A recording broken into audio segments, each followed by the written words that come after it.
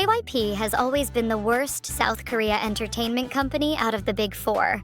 For me personally. The Big Four being YG, SM, Hybe, and JYP Entertainment. And when I say worse, I am only referring to their artists' music, brands, and concepts. So it really was no surprise to me that VCHA kinda underperformed, at least in comparison to KATSEYE, and there is no one to blame but their management. Now, the only reason why I'm comparing these two groups specifically is because they're both global girl groups, formed from survival shows that started in 2023, and both groups were made in collaboration between a South Korean entertainment company and a Western record label. VCHA was formed through the reality competition show A2K, America to Korea, a collaboration between JYP Entertainment and Republic Records aimed at creating an American girl group using K-pop training systems. The 6 members, Lexi, leader, Camilla, Kendall, Savannah, KG, and Kaylee, were announced on September 22nd,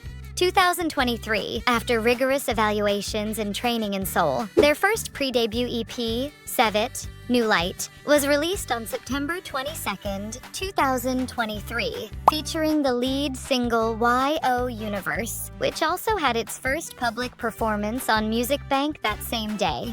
A second pre-debut single, Ready for the World, was released on December 1st, 2023. VCHA officially debuted on January 26th, 2024, with the digital single Girls of the Year, accompanied by the B-side EXO Call Me. And they even served as the opening act for Twice's Ready to Be World Tour, performing in cities like Sao Paulo, Mexico City, and Las Vegas for 5 shows. So now I want to get into my first reason why VCHA underperformed. Their music and brand does not appeal to a wide audience. If you listen to VCA's music, you'll notice how it really gives off Nick Jr. vibes. And I'm not even trying to be funny, that's just how it sounds to me. And even their styling, their album covers, it all just gives me real childish vibes. And I'm not saying there's anything wrong with that. I personally just feel like that isn't very in demand right now. And if you consider the audience that JYP is promoting these girls to,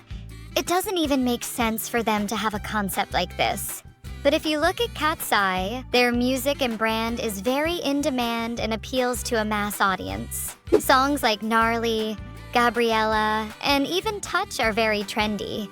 And so is their styling. It's very clear that Hybe knows what's trending and how they can use those trends to make KATSEYE bigger and bigger. Another reason is star quality. I vividly remember so many people getting mad at Bang PD for stating during Popstar Academy that the most important thing for him is star quality. But in my opinion, he was right. Especially nowadays, no one really cares if you can sing or not. Sadly, skills like singing and dancing are often afterthoughts in comparison to visuals and star quality. Star quality is that hard-to-define mix of traits that make an artist magnetic, the kind of presence that draws your attention even when they're not doing much. Authenticity, charisma, stage presence, uniqueness, and then talent. And in my opinion, every KATSEYE member has an insane amount of star quality. That's why they consistently go viral. And many locals tune in to their performances because they're very alluring.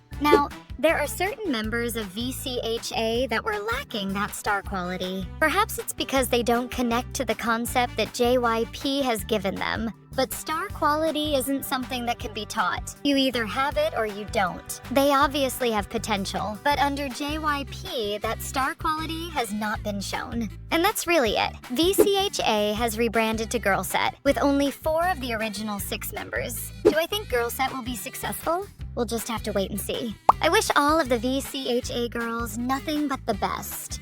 And if you're still watching until the end, subscribe and comment your thoughts.